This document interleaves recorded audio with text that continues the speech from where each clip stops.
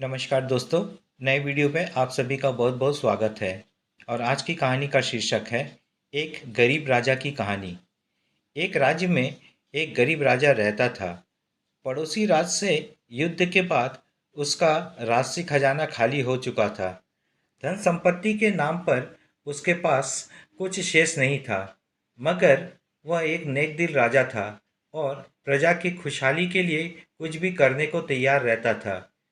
प्रजा भी राजा के काम से संतुष्ट रहते थे और उसका सम्मान करते थे। प्रजा अपनी समस्याएं लेकर उसके पास आती, वह उन्हें ध्यान से सुनता और अपने सामर्थ्य अनुसार उनका निराकरण करने का प्रयास करता। उसके दयालु और नेक स्वभाव के कारण प्रजा उससे बहुत प्रेम करती थी।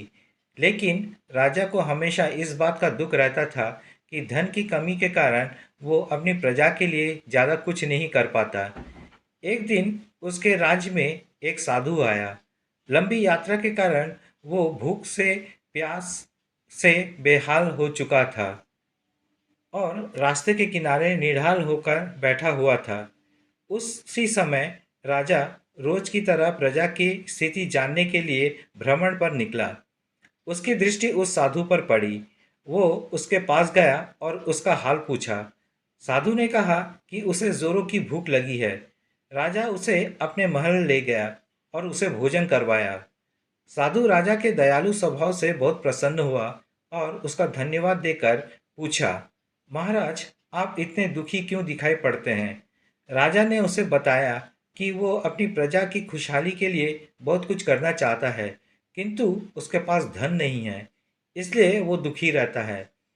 साधु ने उसे समझाते हुए कहा, महाराज, आपके पास दयालुता और नेक नीयत का सबसे बड़ा धन है, जो आप अपनी प्रजा में बांटते हैं।